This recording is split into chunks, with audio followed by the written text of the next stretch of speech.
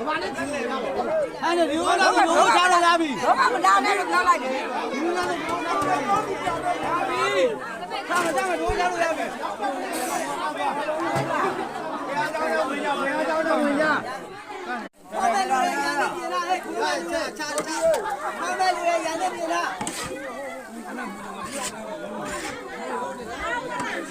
ကြိုက်ပြောင်းလာမယ်ဟဲ့ဘာမလား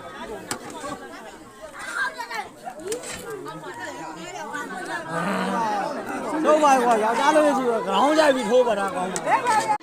ထိုးတက်ကလေးလိုနေတယ်ဟိုဘက်မှာလိုသေးရပါတော့အော်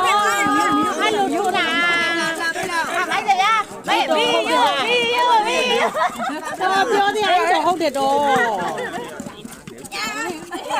ငါဘေဘီငါချောင်းမေးငါချောင်းပေါ်နေတယ်ဟုတ်ချောင်းလို့